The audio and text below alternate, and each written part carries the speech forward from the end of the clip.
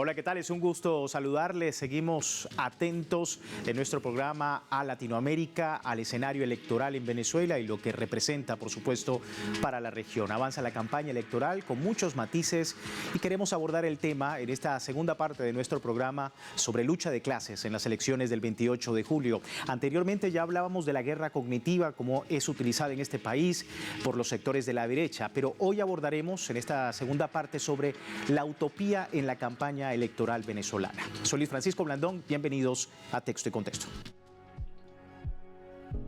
Venezuela ha sido víctima de una guerra cognitiva, además de las sanciones y las medidas coercitivas unilaterales. En los últimos años, el bloqueo afectó la calidad de vida y los programas sociales que ha venido desarrollando la revolución bolivariana. En este sentido, la ultraderecha, a través de las redes sociales y los medios hegemónicos, hacen promesas de mejorar las condiciones materiales y económicas, tratando de convencer al electorado de que ellos tienen nuevas propuestas. Sin embargo, el proyecto neoliberal y minarquista impulsado por Washington en la región ha demostrado su auténtica visión, en la que reducen beneficios para las mayorías. Relanzar la utopía de un modo de vida digna para todos los venezolanos es la propuesta de quienes se oponen a los designios de Occidente.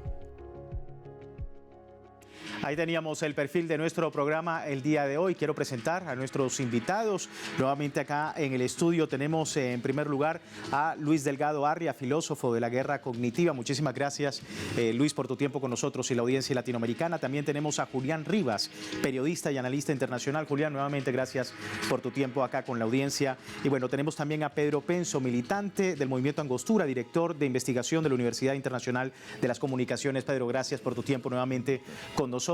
Y por último y no menos importante, el profesor Aldemaro Barrios, magíster en Historia, profesor universitario, investigador del Centro Nacional de Estudios Históricos. Muchas gracias, profesor, por su tiempo. Bueno, queremos iniciar rápidamente con la pregunta sobre lo que representa esta campaña electoral en Venezuela, que sectores de derecha relanzan de alguna manera con promesas, con nuevas propuestas de una mayor estabilidad para el pueblo venezolano, una especie de utopía, como hemos llamado acá en el programa, a propósito de esas promesas y de todas estas, estos temas que se está proponiendo desde la derecha hacia el pueblo venezolano. ¿Cómo estás viendo, Luis, este escenario dentro de esa guerra cognitiva? Ya nos hablabas anteriormente cómo es este concepto, pero desde el punto de vista de la utopía que presenta la oposición en plena campaña en Venezuela. Bueno, lo primero que quiero yo es celebrar el hecho de que Telesur está convocando este tipo de foros de debate, porque el mundo está en un momento sumamente peligroso, sumamente riesgoso, pero también con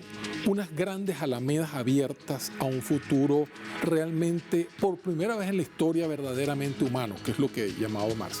El concepto de lucha de clases, el concepto de utopía, están profundamente interrelacionados, ¿no? Son conceptos, digamos, dinámicos. ¿Qué es la lucha de clases? En el socialismo utópico se hablaba que los pueblos que habían sido históricamente negados, mancillados, explotados, tenían el derecho a vivir una vida mejor. Es una aspiración utópica. Ya con Marx Marx descubre que toda la riqueza históricamente construida provenía solamente de dos fuentes, de la fuente de la naturaleza y de la fuente del trabajo humano, es más, del trabajo arrebatado a los trabajadores. Por lo tanto, ¿qué es la utopía? La utopía es, por primera vez en la historia, conseguir que los pueblos tengan soberanía sobre su naturaleza, sobre su espacio territorial, y que tengan soberanía sobre los bienes que pueden producir con su genio, con su trabajo, con su dimensión, digamos, de construcción en comunidad de saberes, en comunidad epistémica, en comunidad humana.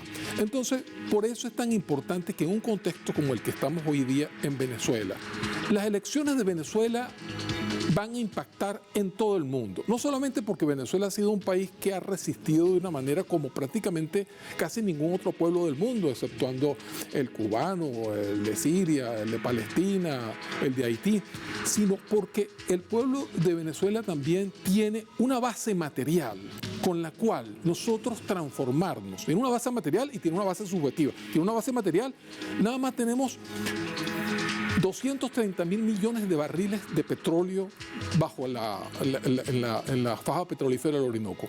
Una cantidad de no solamente de palanca energética para el bienestar y el desarrollo de toda América Latina, sino también una palanca financiera, ¿verdad? Porque yo estuve sacando una cuenta, y con esto termino mi conclusión.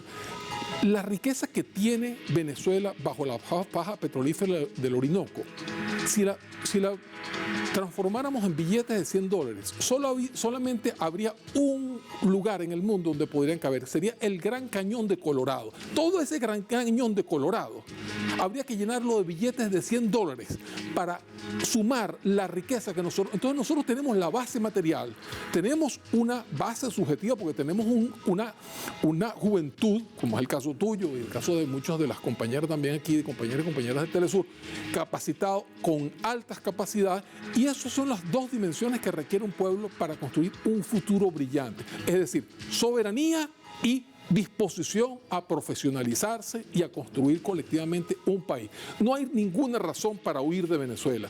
Todo lo que nos dice el imperialismo. Yo recuerdo una vez que me decía un publicista, me decía, mira, si una propaganda te dice compre tal tarjeta, pida esta tarjeta de crédito, tal tarjeta de crédito que lo hará feliz, usted puede estar seguro que esa tarjeta de crédito la hará lo más infeliz del mundo. Entonces, todo ese discurso de que en Venezuela hay que irse, que no hay futuro, sí, que todo lo contrario, somos el país que tiene más base material y más base subjetiva para construir el futuro más brillante, quizá de todo el mundo.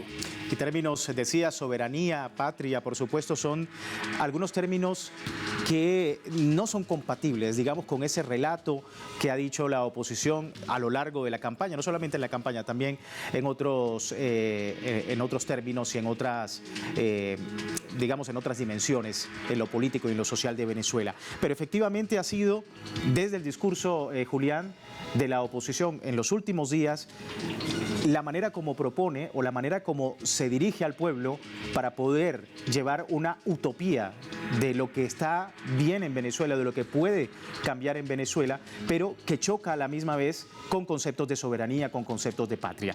¿Cómo estás viendo el devenir de esa campaña de la derecha en Venezuela? Es una campaña que se enmarca dentro del esfuerzo de Occidente y de Estados Unidos en particular de reconfigurar geopolíticamente a la región para ellos adecuarlo a sus intereses. Es decir, pueden decir que ellos van a traer desarrollo, pero es un desarrollo supeditado a los intereses de Estados Unidos.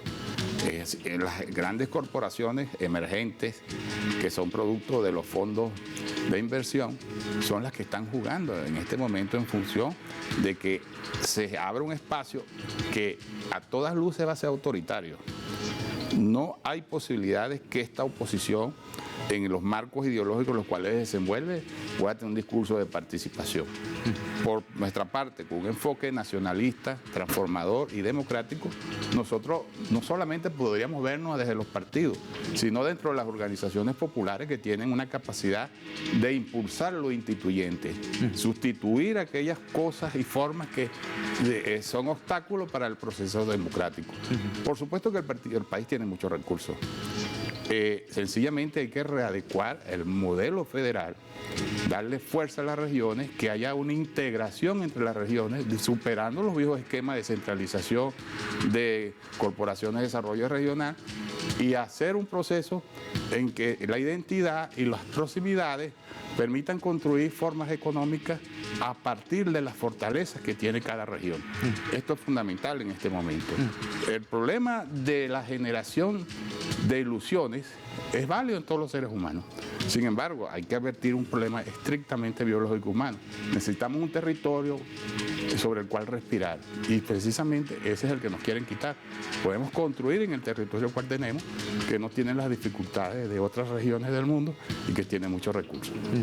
Recursos importantes, por supuesto, los intereses, como decía el profesor Luis. Pedro, tu opinión, tu apreciación sobre la dinámica que está llevando la oposición, utopía y en contra, por supuesto, de todos estos conceptos de soberanía y patria. La oposición venezolana, esa oposición sobre todo la extremista, que hoy está lanzada al ruedo electoral, ha venido construyendo no una utopía, una distopía, ¿ves? Que es lo contrario de la utopía que nos mueve a los pueblos para construir una sociedad más justa y humana, una sociedad más equilibrada, más ecuánime, que ha sido el proyecto que se levantó históricamente en estos últimos 20 años. Esa es nuestra utopía. Nuestra utopía es recuperar lo que nos han quitado, recuperar todo el conjunto de derechos, reivindicaciones conquistadas durante las luchas del pasado en la Cuarta República y durante los 25 años casi del proceso bolivariano. Eso que nos permitió tener el mayor ingreso salarial de América Latina. Venezuela fue el país con el salario más alto de América Latina. Eso nos expresa que aquí íbamos avanzando, pero era imposible, tanto para las oligarquías de los apellidos que se instalaron aquí, esas parasitarias que estuvieron depredando, medrando del erario público, de las riquezas nacionales, así como el imperialismo, que son los que mueven los hilos con los que se movilizan estas marionetas. Entonces, son intereses distintos y querían y desarrollaron una política de interferencia y de bloqueo. ¿Para qué? Para quitarnos lo que habíamos alcanzado. Este proyecto fue el que le abrió al mundo una perspectiva. Fue Chávez el que dijo que otro mundo era posible, pero sí era socialista. Fue el triunfo de los bolivarianos en Venezuela que permitió que se produjera el cambio de rostro político en toda América Latina. Era posible alcanzar el amanecer, como decía el poeta Tomás Borges, ¿ve? Carlos, el amanecer ya no es una tentación y nosotros hicimos posible que ese amanecer, que ese alba de los pueblos naciera y está viva. Y eso es lo que le pesa a los sectores que de una u otra forma quieren imponer su voluntad en el continente. Estos que creen que América Latina es el patio trasero, ¿ves? Es su pote donde tienen que meter la mano para sacar lo que necesitan. Es el espacio, como para ponerlo en palabras de Borrell, es la selva de donde el jardín, ¿ve?, se nutre. Entonces, esa es la expresión de nuestra utopía. Nuestra utopía es volver a conseguir un espacio para los pueblos que nos permita un desarrollo autónomo, soberano, independiente, que nos dé autodeterminación para conducir nuestros destinos. Ese es el centro de nuestra utopía. Y por eso es que el proyecto de Bolívar es el proyecto con el cual está chocando el imperialismo norteamericano. Es el proyecto con el cual está chocando esta oligarquía vendepatria, apátrida.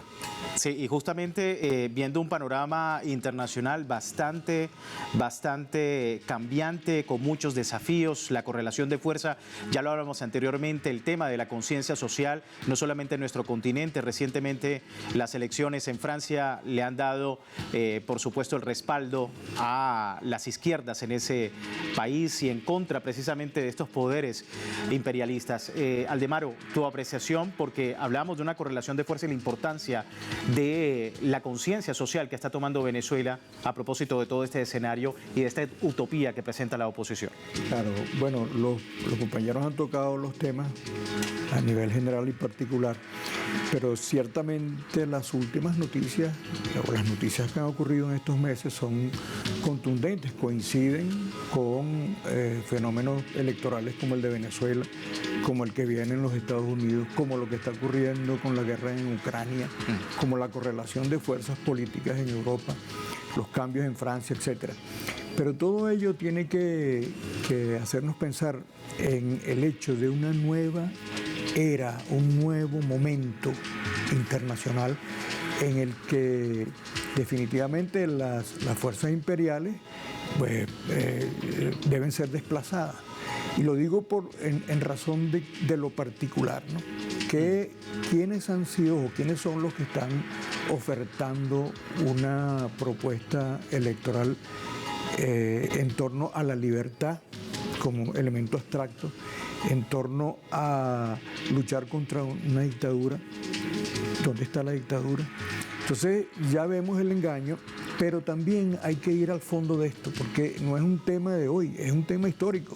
Es decir, si analizamos por el método histórico de dónde vienen los llamados apellidos, como mencionaba Pedro, que son las oligarquías, en este caso en Venezuela, pero son réplicas que hay en cada uno de los países, familias poderosas que reciben las migajas de las transnacionales, que estructuran un mecanismo de dependencia a los centros de poder, voy a decir, al Estado profundo norteamericano, etc., y que intentan replicar ese fenómeno.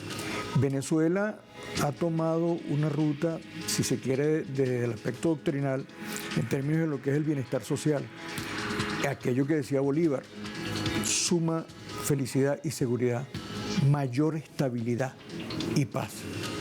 Esa es nuestra utopía, ese es el objetivo, estabilidad política, seguridad social y paz. Esa es nuestra consigna. La otra es abstracta, no se entiende, no se comprende, porque las demostraciones que ellos han hecho han sido totalmente contrarias. Han aplicado violencia para alcanzar objetivos, han usado el golpe de Estado, han usado el paramilitarismo, incluso las conexiones con el narcotráfico y el terrorismo.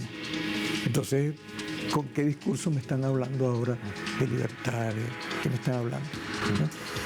Bien, vamos a hacer una breve pausa. Le recordamos a la audiencia, hoy estamos abordando lucha de clases en el escenario electoral venezolano y en específico la utopía presentada a través de los sectores de derecha y en este contexto de campaña electoral de cara al próximo 28 de julio. Ya regresamos.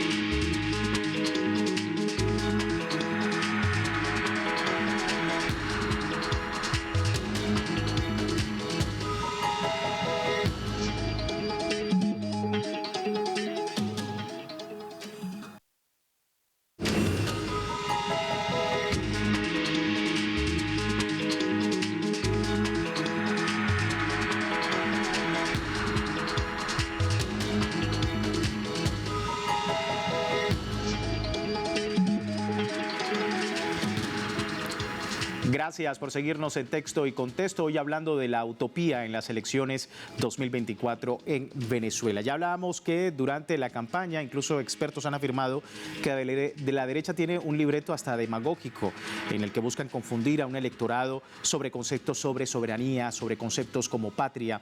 De hecho, decía el profesor, hay, digamos, una propuesta abstracta que efectivamente da a entender que las posiciones, incluso desde los propios sectores de derecha, no están bien definidos. Recientemente, 4 alcaldes de oposición, 4 alcaldías opositoras han dado su respaldo al presidente Nicolás Maduro durante toda esta campaña, se definen ya como independientes. Entonces da a entender, digamos, lo abstracto que ha sido esta propuesta, esta oferta electoral de los sectores de la derecha. Pero entonces, ¿quiénes son los que están ofertando una utopía y quiénes son aquellos, Luis, que están dando en este terreno electoral pues las claves de lo que la oposición quiere y esos intereses, ¿no?, dentro de la campaña electoral?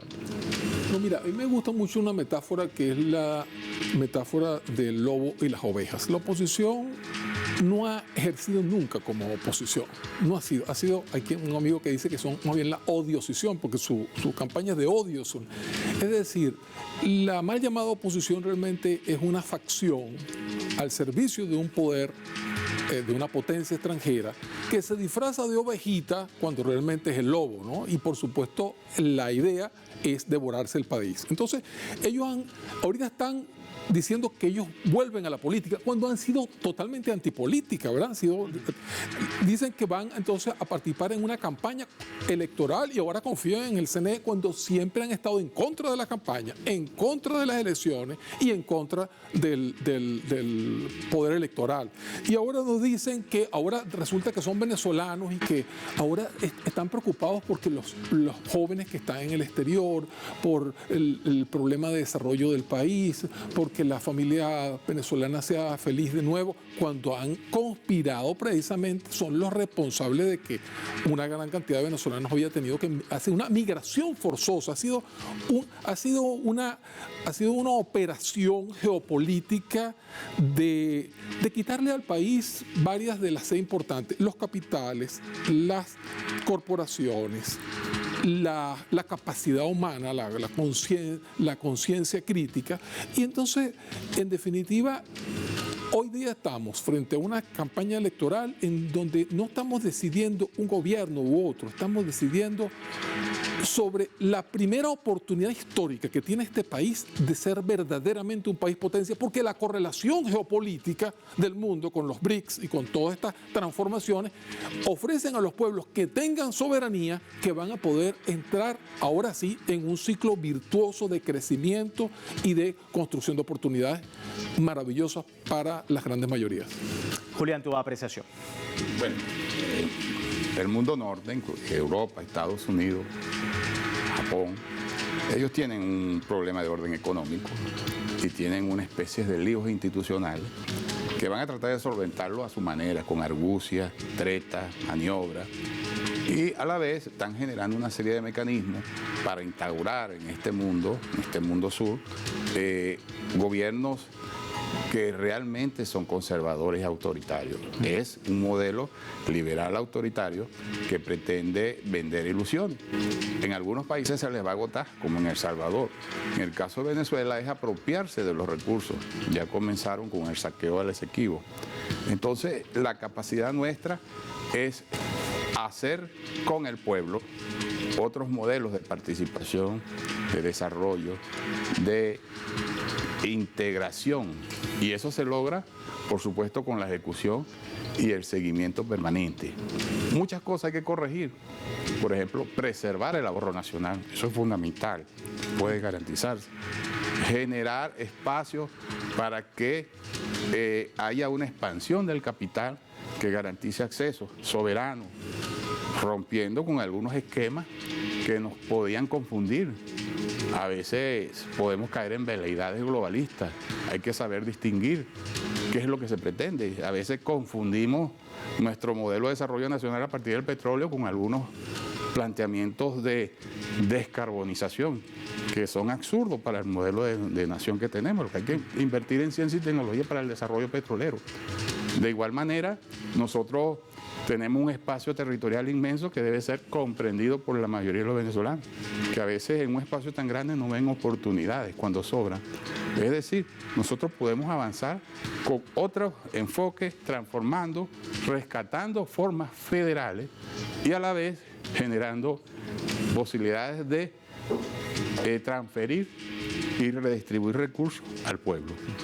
Bueno, y justamente hablando de la importancia de la economía, la importancia de los recursos, de los bienes de este pueblo venezolano, recordar precisamente porque dentro de esa misma campaña han sucedido cosas. Por ejemplo, veíamos a un Edmundo González, el candidato de Washington, siendo encarado por trabajadores de Conviasa justamente cuando agarraba un vuelo en esa aerolínea que, por otro lado, ya la oposición había pedido algunas sanciones, incluso se desmembró por completo ese avión. Entonces tenemos allí esa doble, digamos, ese doble discurso de la oposición. Por un lado, listo, pidamos sanciones, pero por el otro lado me estoy montando en un avión de Conviasa, pero ya hay un pueblo que tiene también conciencia. Pedro, ¿cómo lo ves?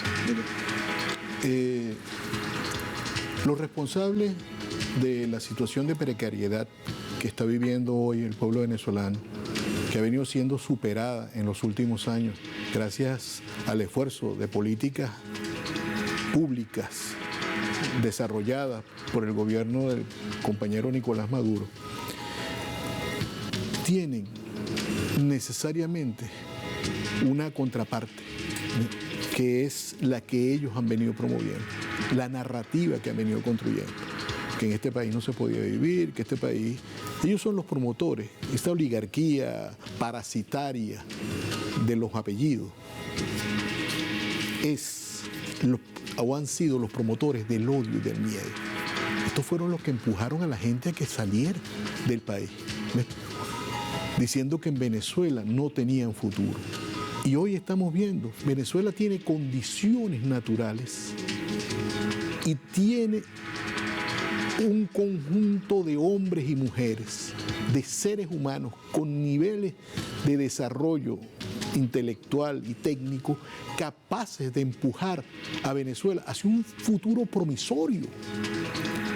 Venezuela es un país grande, de verdad grande, porque en él confluyen no solamente una cantidad importante de recursos humanos, sino que confluyen venezolanos, que es su principal fuerte.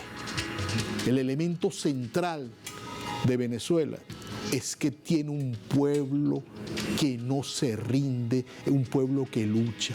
Y tendrían que barrer incluso con un desarrollo que ha experimentado este país en los últimos años. Estamos hablando de 8%, incluso un poco más de crecimiento del Producto Interno Bruto de este país. Hay un 97% de los productos venezolanos hechos por venezolanos. Aldemaro, tu opinión sobre todo este escenario de desarrollo económico que está viviendo el país y lo que la oposición, a través de la utopía que presenta, pretende alcanzar el poder justamente con lo contrario, con la retórica de que lo que se está haciendo en este momento está mal. No, bueno, es parte de una de las mentiras que dicen. Lo que sí es importante destacar, digamos, como desafío ante un proceso electoral como el que viene y ante los años que vienen de progreso y de bienestar social, es que no estamos sobre la base de construir algo desde cero. Aquí hay un tejido social importante que se ha consolidado durante 25 años, se ha recuperado, por ejemplo, la presencia de actores populares en los procesos de producción, la vinculación de lo cívico-militar con 5 millones de milicianos y milicianas, eso no es poca cosa. Claro. El hecho de plantearse, sobre todo en nuestras industrias básicas, un proceso hacia la diversificación económica o diversificación productiva, la consolidación de procesos de producción secundaria, como están haciendo los trabajadores de Alcázar en el sur. Eso tiene que venir con el hierro. Ya se desarrolló en parte el tema del petróleo, pero hace falta, lo que decía un poco Julián, la inversión y el desarrollo científico-tecnológico en un escenario mundial favorable, como lo señalaba Luis Salas, en el que vamos a integrarnos a los BRICS. Es decir, estamos ante una situación muy favorable, de manera que los discursos mentirosos, engañosos de la derecha, pues bueno, este es un país democrático, ellos tienen derecho a hablar, pero no están diciendo la verdad. La verdad está en la realidad que vive Venezuela actualmente. País que va a un proceso electoral el próximo 28 de julio. Por supuesto, estamos muy pendientes acá en nuestro multimedio, pero también de lo que usted opina a través de este y otros temas. Le invito a, por favor, contactarnos a nuestro correo electrónico, contáctenos@telesurtv.net para este feedback que hemos establecido con ustedes sobre este y otros temas en texto y contexto. Lamentablemente se me termina el tiempo. Muchísimas gracias a cada uno de ustedes por aceptar la invitación, y a ustedes también allí en sus casas. Sigan con nosotros y la programación de Telesur.